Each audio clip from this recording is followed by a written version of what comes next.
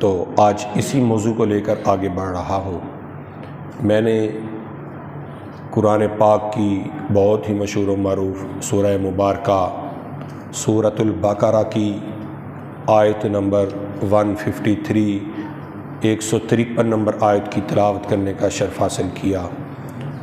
رب فرما رہا ہے یا ایھا الذین آمنوا استعینوا بالصبر والصلاۃ ان اللہ مع الصابرین۔ اے ایمان والو، نماز سے اور صبر سے مدد حاصل کرو، بے شک اللہ تعالیٰ صبر کرنے والوں کے ساتھ ہے۔ بے شک صبر سے اور نماز سے مدد حاصل کرو،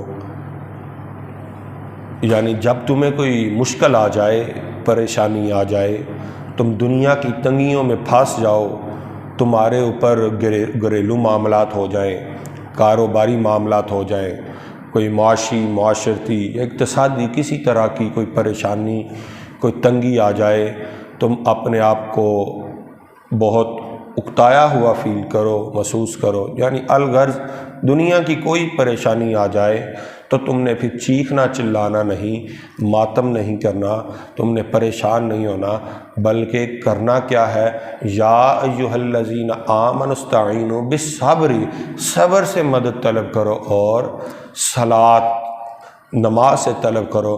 بے شک جو لوگ صبر کر لیتے ہیں، بے شک جو لوگ نماز پڑھتے ہیں، اللہ تعالیٰ صبر کرنے والوں کے بالکل ساتھ ہے۔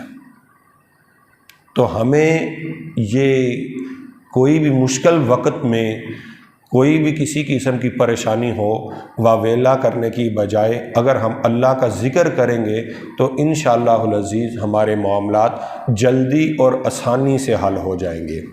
اب یہ جو آیت مبارکہ ہے 153 نمبر آیت مبارکہ ہے، اور اس سے ایک آیت پچھلی جو ہے 152 یعنی 152 نمبر جو آیت ہے، اس میں رب نے فرمایا فاذکرونی اذکرکم واشکروا لی ولا تکفرون، تم میرا ذکر کرو، میں تمہارے چرچے کروں گا اور میرا شکر ادا کرو، میرے انکاری نہ ہو۔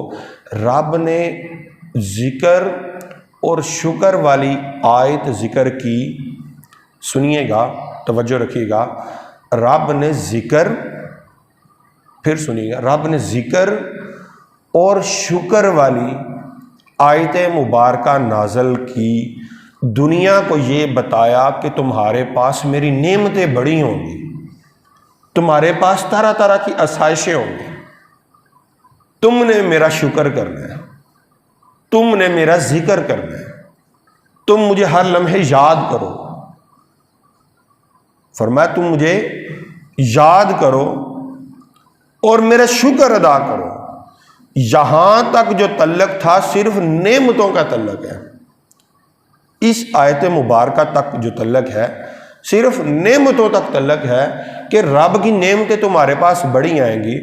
تو رب نے صرف انسان کو نعمتوں تک نہیں رکھا بلکہ پریشانیوں تک بھی رکھا ہے۔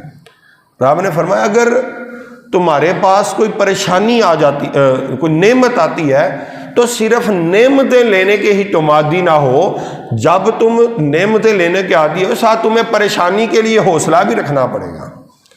اگر تمہیں صرف ہی نعمتیں دے دی جائیں تو پھر تم میرے قریب اتنا نہیں ہو سکتے جتنا تم پریشانی سے میرے قریب ہوگے۔ اگر نعمتیں دیں تو پھر تم اتنا قرب حاصل نہیں کر پاؤ گے جتنا تم تنگیاں برداشت کر کے میرے تک آ جاؤ گے۔ تو رب نے اسی لیے پہلے ذکر اور شکر والی آیت مبارکہ رکھی کہ دنیا والوں تم نے میرا شکر کرنا ہے، لیکن جب حوصلہ دیا، حوصلہ دینے کے بعد پھر ہمت بتائی، دنیا والوں، اے ایمان والوں پریشان نہیں ہونا، تمہیں جہاں نعمتیں دی ہیں وہاں تمہیں پریشانیاں بھی آ سکتی ہیں، تم نے صبر رکھنا ہے۔ یہ بات ہے، صرف یہ نکتہ ہے رب بتانا یہ چاہ رہا ہے کہ بھائی جہاں میں تمہیں طرح طرح کی آسائشیں دے رہا ہوں، پرسکون زندگی دے رہا ہوں، تم نے صرف اتنے میں ہی نہیں رہنا۔ اگر میں تمہیں خوشیاں دے سکتا ہوں تو تمہیں غم بھی دے سکتا ہوں. تو جب خوشی دوں تب تم میرا شکر ادا کرنا، جب غم دوں پھر تم صبر کرنا. تو صرف بندے کو ایک ہی پورشن میں نہیں رہنا چاہیے، بلکہ شکر بھی کرنا چاہیے اور صبر بھی کرنا چاہیے. اور جب بندہ صبر کرتا ہے تو پھر انسان کے طرح طرح کے جو معاملات ہوتے ہیں وہ حل ہو جاتے ہیں. اب یہ میں نے آپ کو جو گوش گزار کیا کہ پچھلی آیت مبارکہ کا اس آیت کے ساتھ تعلق کیا ہے وہ میں نے بیان کیا. اب میں